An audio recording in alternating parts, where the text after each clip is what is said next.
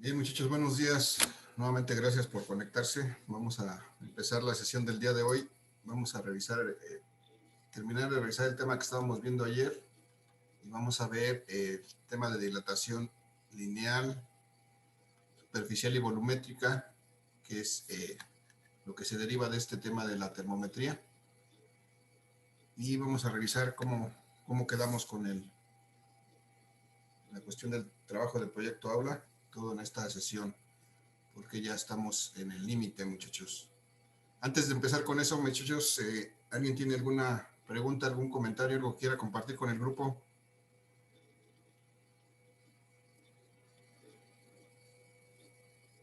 No, profe.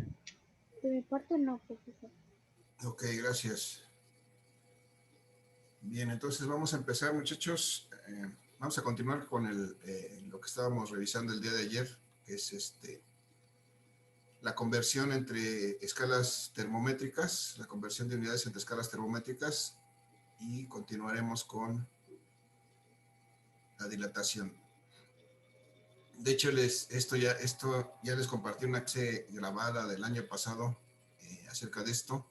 Espero que ya la hayan visto y si no, pues nuevamente los invito a que la vean porque está nuevamente esto explicado con un poco más de calma. Pero bueno, vamos ahora a continuar con el ejercicio que estábamos haciendo ayer. Estábamos viendo que si de pronto ocurría que tenemos que medir nuestra temperatura corporal y no tenemos a la mano un termómetro con la escala que solemos acostumbrar, que es la escala Celsius, y midiéramos nuestra temperatura con un termómetro que solamente tiene una escala en grados Fahrenheit, como se utiliza en los Estados Unidos y algunos otros países de habla inglesa, entonces veíamos que tendríamos que hacer pues la conversión de esas temperaturas para poder saber si nuestra temperatura está dentro del rango adecuado o tenemos fiebre. Y entonces hacíamos el comparativo, muchachos, entre la temperatura normal del cuerpo humano, que es de 36 grados Celsius, y obtuvimos que para el caso de Fahrenheit, eso representa 96.8 grados Fahrenheit, y que cuando tenemos fiebre, ya con 2 grados por encima de esos 36 grados, ya podemos considerar que tenemos fiebre. Entonces, cuando tenemos 38 grados Celsius de temperatura, si hacemos la conversión de unidades, eso nos da que son 100.4 grados Fahrenheit. Y entonces, si viésemos en el termómetro graduado en grados Fahrenheit que tenemos una temperatura de 100.4, pues entonces estaremos ya detectando que tenemos fiebre, aunque no sea la escala que acostumbramos normalmente a ver. La pregunta, muchachos, es si pueden observar cuánto es la diferencia entre estas dos temperaturas. En el caso de grados Celsius, de 36 a 38, ¿cuál es la diferencia?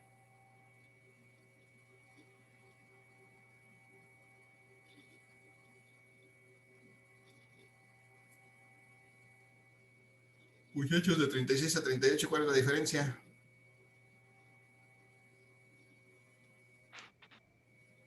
De 2. De 2. Y de 96 a 100, sin ver los decimales, por ejemplo, de 96 De 4. a 4. Entonces, pues desde ahí podemos intuir una relación práctica entre estos dos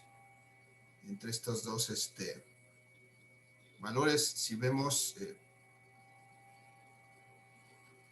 conforme aumenta la temperatura por cada grado Fahrenheit que aumenta la temperatura, por cada grado Celsius que aumenta la temperatura, aumenta el doble, aunque en el caso de Fahrenheit. Entonces, bueno, ahí tenemos una referencia para tener una idea de cuántos,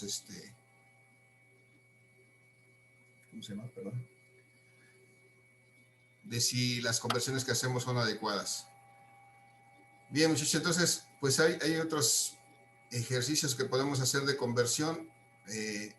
Aquí ya tenemos las ecuaciones, hay que recordarlas, que para convertir, por ejemplo, de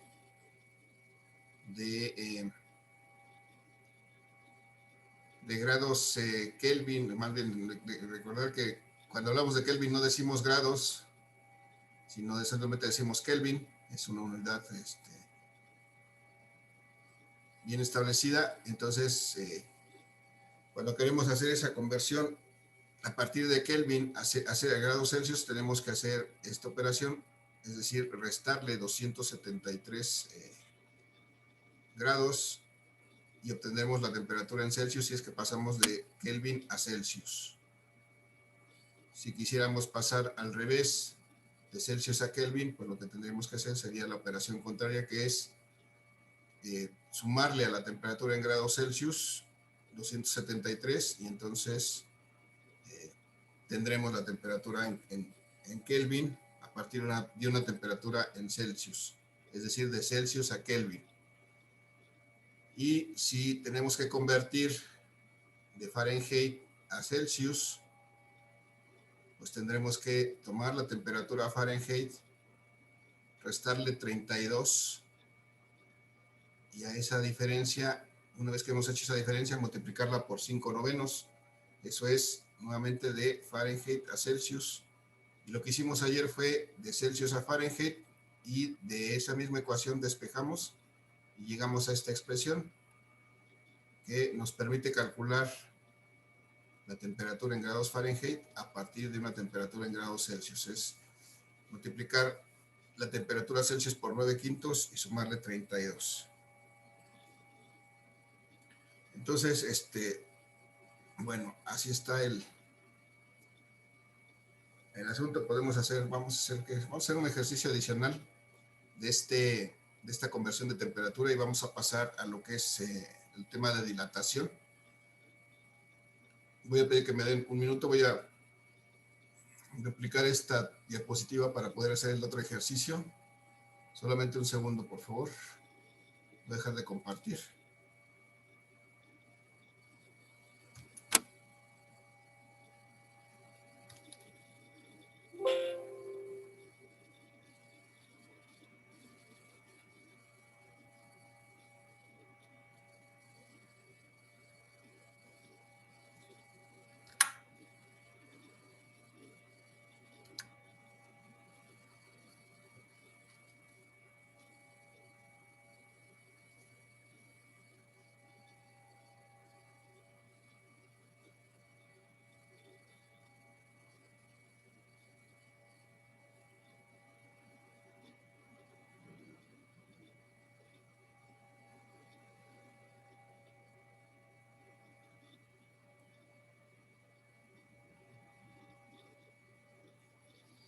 Bien, muchachos, voy a volver a compartir la presentación. Vamos a realizar un ejercicio adicional. Ocurre que actualmente es muy de moda que podamos pues ver una receta, por ejemplo, en el internet, un tutorial de cómo cocinar cualquier cosa, y frecuentemente pues esos tutoriales pueden ser no necesariamente de aquí del país o de países de habla hispana.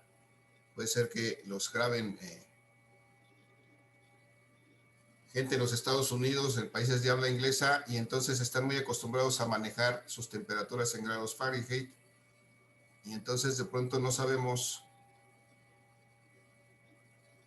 cuánto, a qué temperatura graduar nuestros hornos, por ejemplo, si no podemos hacer esa conversión de temperatura. Vamos a suponer, muchachos, que necesitamos para cocer un pastel, o la masa para un pastel, necesitamos una temperatura de 250 grados Fahrenheit, y pues no tenemos un horno que nos permita graduar 200 grados Fahrenheit, porque nuestro horno está graduado en Celsius, y entonces tendremos que saber cuánta temperatura le vamos a graduar, a poner en nuestro horno en Celsius, y que no se nos queme el pastel, ¿verdad? Entonces, pues vamos a hacer ese caso, ¿no? Si tenemos,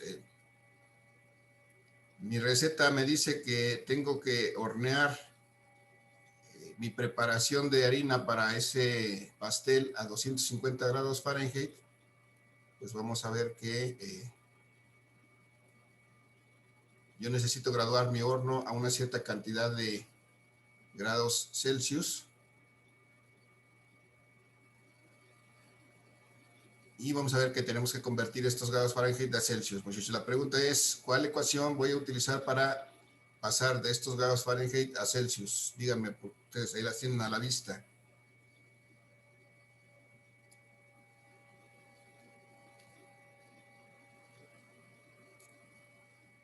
Muchachos, alguien que me diga, cualquiera puede ser, no necesitan ser todos. Con uno es suficiente.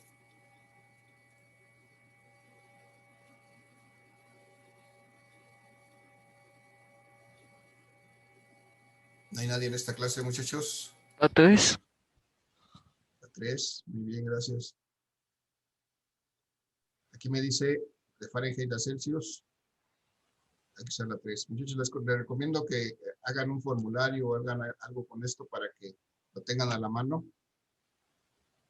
Y cuando tengan que resolver, pues lo puedan hacer fácilmente. Entonces, si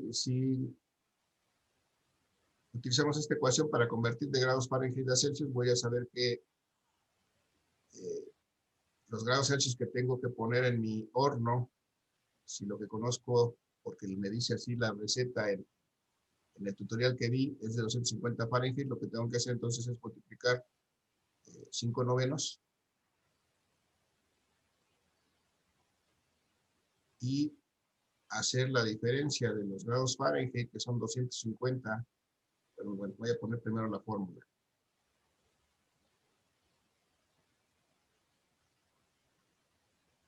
5 novenos de los grados Fahrenheit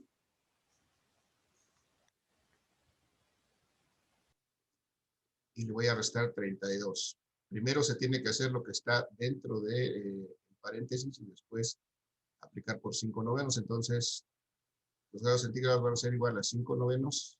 No le hago nada a eso. Primero la diferencia de los grados Fahrenheit, que en este caso son 250 grados Fahrenheit, menos 32. Si hago esa diferencia, pues voy a tener aquí un número por el que voy a multiplicar la fracción de afuera. Muchachos, ¿cuánto es 250 menos 32? Ayúdenme con sus calculadoras.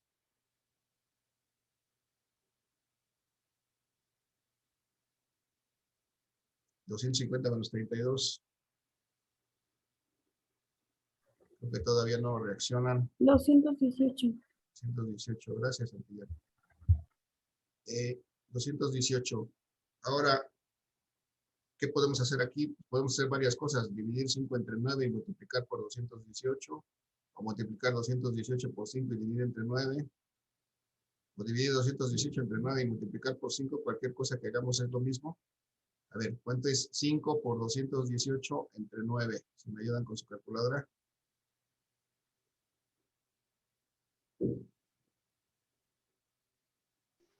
$1090. Eso es nada más 5 por 218. Ok. 1090. Y ahora entre 9. 121.1.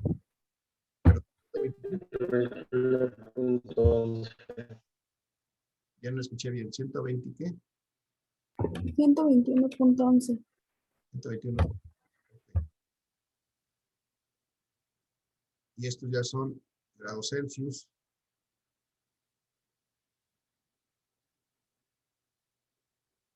Entonces, si nuestra receta nos pide que cocinemos nuestro pan a 250 grados Fahrenheit, pues sabremos que tenemos que poner en nuestro horno 120, pues no, a lo mejor no hay 121 exactamente, pero sí hay un número que podamos ver cercano a este 120, entonces podremos graduar nuestro horno para que tenga esa temperatura. Y pues cozamos nuestro pastel sin ningún problema.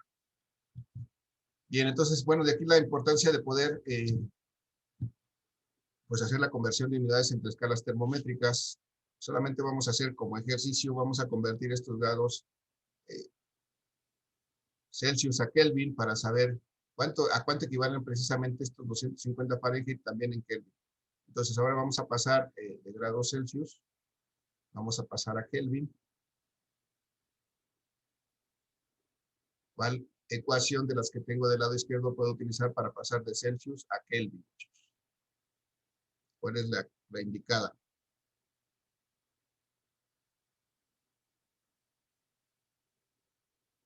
¿La 1 o la 2? La 2. La 2. Dice que de Celsius a Kelvin lo que tengo que hacer es sumar a los grados Celsius los 273. Entonces, simplemente tengo, para pasar a Kelvin, tomo la temperatura en Celsius y le sumo 273. Y con eso ya la estaré expresando en Kelvin. Entonces, en este caso, son los 121.11 en Celsius más 273. Y entonces puedo expresar esto en Kelvin. Muchachos, ¿cuánto es 121.11 y 273? 398.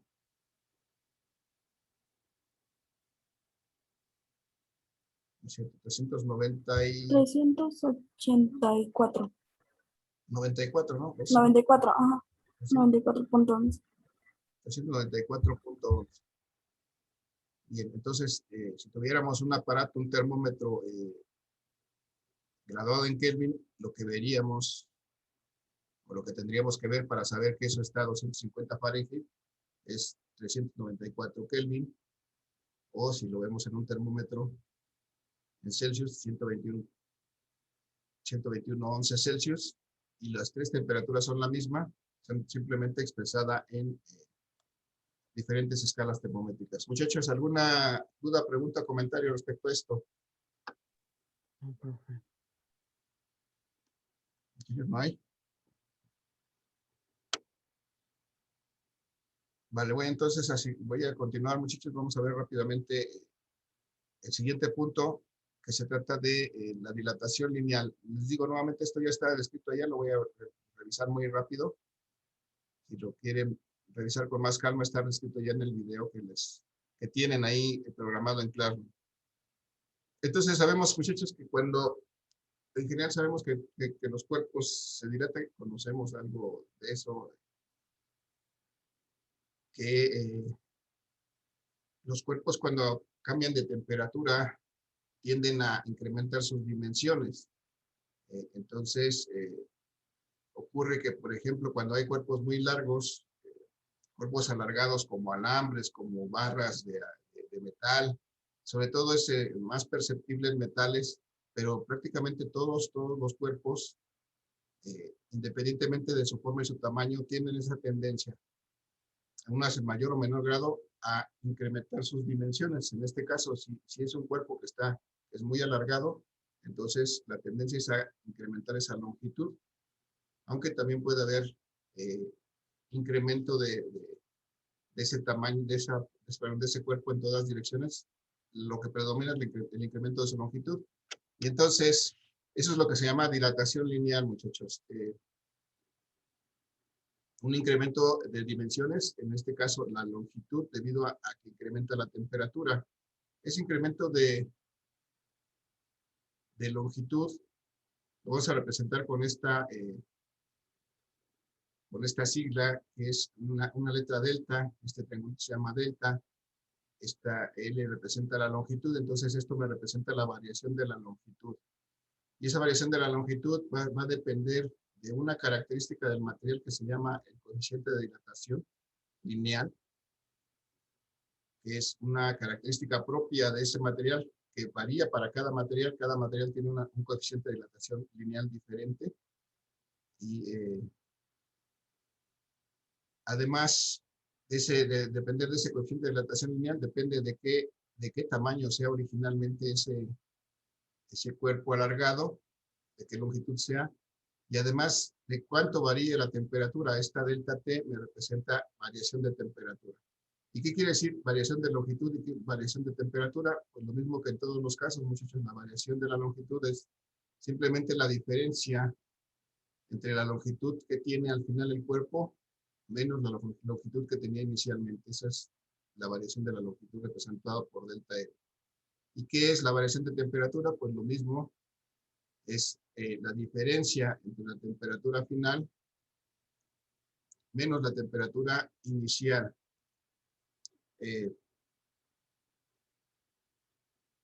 Entonces, toda variación, muchachos, se define así. Recuerden que pues, ya por ahí lo hemos trabajado, de que la variación de cualquier cosa pues, es simplemente la diferencia entre un valor final y un valor inicial. Para que quede un poco más aterrizado esto, muchachos, vamos a regresar al ejemplo de nuestro cuerpo. Nuestro cuerpo normalmente tiene una temperatura de 36 grados Celsius como temperatura normal. Si tenemos fiebre, por alguna razón, y tenemos 38 grados de temperatura en nuestro cuerpo, ¿cuál es la variación de nuestra temperatura, muchachos? ¿Alguien me dice?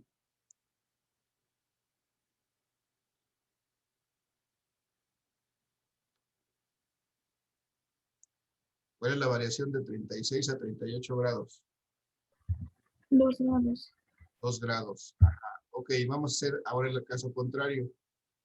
Mi temperatura del cuerpo normal es de 36, pero resulta que me salí a la calle, hacía mucho frío y me da hipotermia y de pronto me tiene que recoger la ambulancia porque me da hipotermia y ando por ahí de 33 grados Celsius, la temperatura de mi cuerpo es de 33 grados. ¿Cuál es en este caso mi variación de temperatura?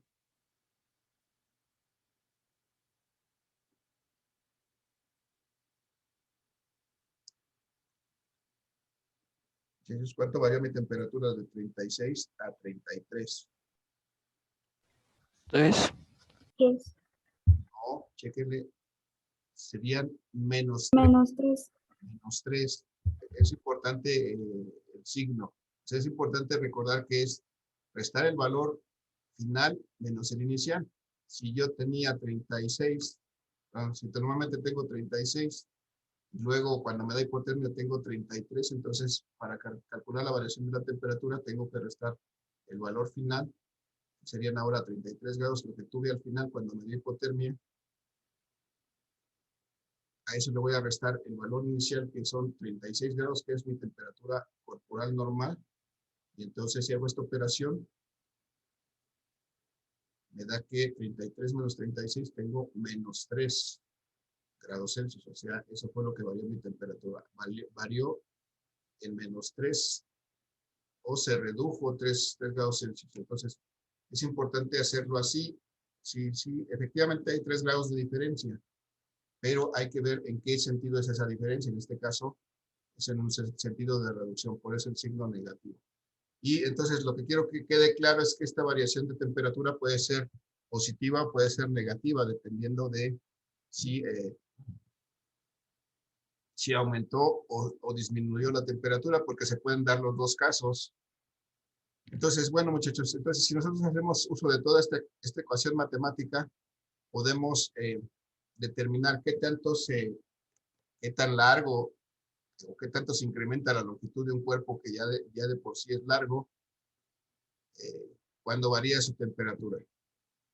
Ya sea que aumente o que disminuya. Si la temperatura aumenta, este cuerpo va a alargarse, va a hacerse un poco más grande. Si la temperatura disminuye, va a reducirse su longitud. Y aquí en la lámina también veíamos las unidades de este coeficiente de dilatación lineal. Precisamente son grados Celsius a la -1. Esa es la unidad de este coeficiente de dilatación representado por esta letra griega que se llama alfa. Y aquí tenemos dos ejemplos de este coeficiente de dilatación lineal. Por ejemplo, para el acero, este coeficiente de dilatación lineal vale 12 por 10 a la -6 grados Celsius a la -1.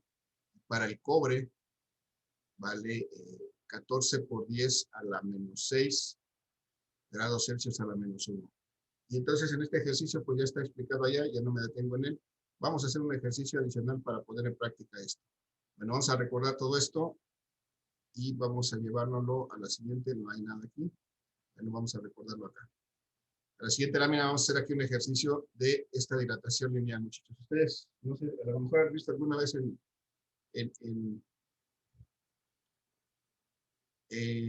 algunas imágenes en internet tal vez.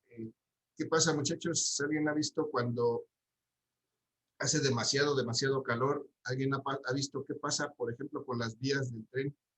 Cuando hay demasiado calor, ¿qué pasa con esas vías? ¿Con la qué, perdón? Las vías del tren. ¿Han visto alguna imagen de ese tipo? Se anchan, ¿no? ¿Sé qué, perdón? Como que las vías se anchan. No te entendí, perdón. O sea, se engruesan, por así decirlo. Ah, a veces se hacen como curvas, unas vías que normalmente son rectas completamente. Cuando hace mucho calor, como que se curvan, y esa curvatura que toman es precisamente, bueno, por las fuerzas de la que están sostenidas. Pero esa curvatura se debe precisamente a que las barras de acero que forman los rieles se hacen largas, se estiran, se alargan demasiado, de tal suerte que la forma que tienen para poder hacer ese alargamiento, como están sostenidas por los durmientes, es curvarse, y entonces ya no puede pasar un tren, porque si pasa un tren por esas curvaturas se puede descarrilar. Entonces, pues ahí es donde se puede apreciar muy bien el efecto de esta dilatación lineal. Cuando hace mucho calor, pues esos rieles se deforman haciéndose curvos, precisamente porque se hacen más largos. Entonces, pues eso es algo que podemos observar. No tengo una imagen a la vista, pero pues así ocurre. Entonces, si yo tengo un cuerpo alargado, muchachos, pues va a ocurrir frecuentemente esa situación. Vamos a suponer que tenemos aquí, no sé, vamos a suponer que tenemos una varilla de algo, una solera de acero. Voy a dibujar aquí. Entonces, puede tener esa solera más o menos de esta forma, dibujándola ya en volumen.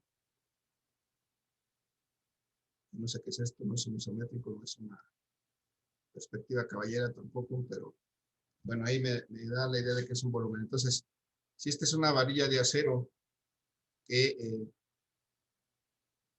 pues estaba durante el día sujeta a trabajo y estaba manejando una temperatura no sé, estaba trabajando a una temperatura de 80 grados Celsius, por ejemplo.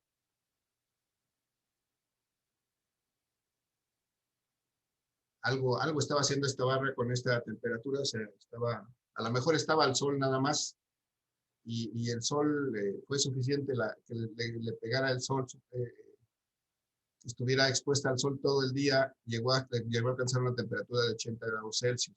Entonces, cuando se hace de noche y empieza a enfriar en esa región donde está colocada esta barra de acero, decimos que esto es acero, resulta que cuando se hace de noche hace mucho frío, baja mucho la temperatura de tal suerte que llega a 10 grados Celsius. Y entonces, esta varilla que pues tiene una longitud estándar de, no sé, creo que hay varias longitudes estándar, pero una normal de fabricación de este tipo de varillas es de 6 metros de longitud, no, de 12 metros, perdón, como si fueran las varillas que usamos en la construcción, muchachos. Esas varillas, el estándar que manejan es de 12 metros de longitud, aunque hay más largas, desde luego, para aplicaciones especiales, pero las que utilizamos para construir en casas normales son de 12 metros, así nos las venden, con 12 metros de longitud. Y entonces, bueno, resulta que esta varilla estuvo así sujeta a una temperatura de 80 grados Celsius, al final tiene una temperatura de 10 grados Celsius cuando baja la noche. Entonces, nos interesa, muchachos, saber, después de que tenía 12 metros de longitud cuando estaba a 80 grados Celsius, ¿cuál es la longitud que tiene esta varilla al final cuando su temperatura baja a 10 grados Celsius. Entonces, para eso vamos a recordar que esto sufre una dilatación lineal. Entonces, como tal, hay una variación de su longitud, y esta variación de la longitud de esta varilla, pues la podemos determinar si conocemos su coeficiente de dilatación lineal, es decir, qué tanto se alarga o se acorta, dependiendo de cómo varía su temperatura, y lo multiplicamos por qué tan largo era inicialmente, y además por qué tanto varió su temperatura. Entonces tenemos que empezar a identificar aquí estas temperaturas. Esta primera temperatura, muchachos, en la que estaba cuando estaba al sol de 80 grados, ¿cuál es esta temperatura? Una temperatura final, una temperatura inicial.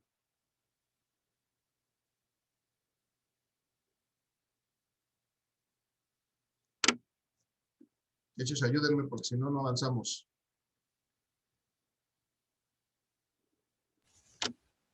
Final.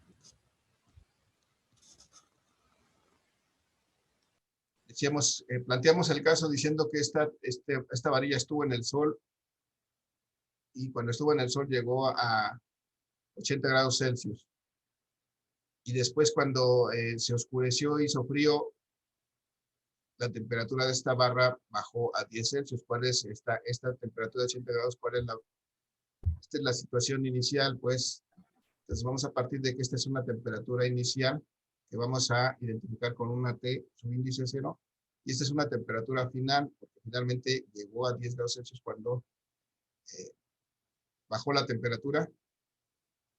¿Y esto por qué? Porque necesitamos calcular esta variación de la temperatura. Para La aplicar, variación es de menos 70. así es, vamos a ver que si necesitamos determinar esta variación de temperatura, tenemos que hacer la diferencia entre la temperatura final y a eso le vamos a restar la temperatura inicial, como siempre que hacemos cualquier variación. Entonces, esto va a ser, la temperatura final que teníamos era 10 grados Celsius, la temperatura que teníamos inicialmente era 80 grados Celsius, y entonces podemos calcular la variación de la temperatura de esta manera, que es precisamente como nos decía Santillán, 10 menos 80 me va a dar menos 70 grados Celsius. Y bueno, ya tenemos aquí esta variación de la temperatura. Ya sabemos qué tan larga era originalmente. Lo que nos hace falta es este valor del coeficiente de dilatación lineal de esta varilla para poder determinar pues cuál fue su variación de la longitud. Entonces, vamos a regresar a la lámina anterior. Vamos a ver que ahí tenemos ya el coeficiente de dilatación del acero. Me dice que es de 12 por 10 a la menos 6 grados Celsius a la menos 1.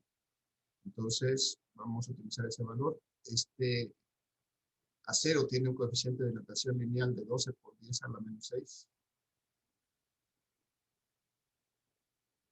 Por 10 a la menos 6 grados Celsius a la menos 1.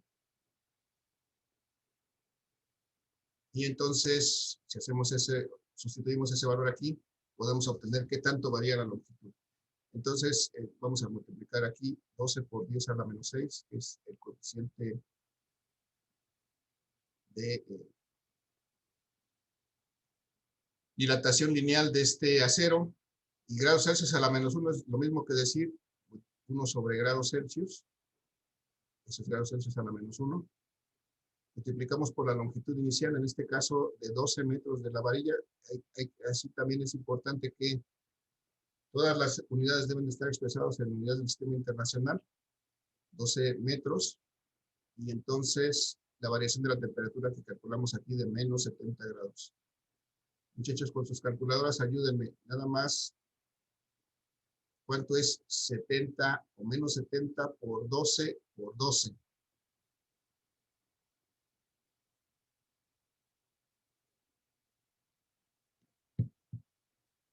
Menos 70 por 12 por 12. Menos 10. Bueno, menos 10,000 puntos. Bueno, menos 10,000.010. Menos 10,010, pues. A mí me sale menos 10,080. 7 por 2, 14 por 2, 28, 2 por 2, 4, 28, sí, por ahí hay algo mal. 70 por 2, 10.080. 80, ok. 10.080. Pero tenemos este exponente por 10 a la menos 6, hay que tomarlo en cuenta. Entonces, va a quedar 10.080 por 10 a la menos 6. Y las unidades de esto, vamos a ver que tenemos aquí grados Celsius, y grados Celsius aquí se eliminan, y esto nos va a dar metros, por 10 a la menos 6 metros.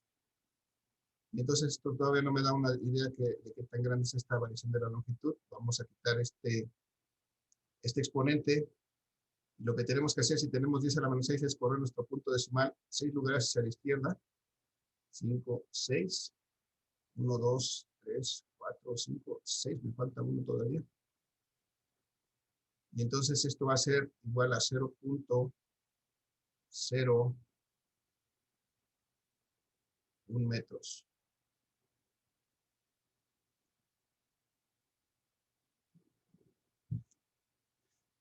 Y muchachos, 0.01 metros, a lo mejor todavía no me dice mucho, no alcanzo a visualizar qué tanto es esto, pero tal vez si lo expreso en centímetros, ¿cuánto sería esta variación de la longitud? ¿Cuánto es 0.01 metros en centímetros?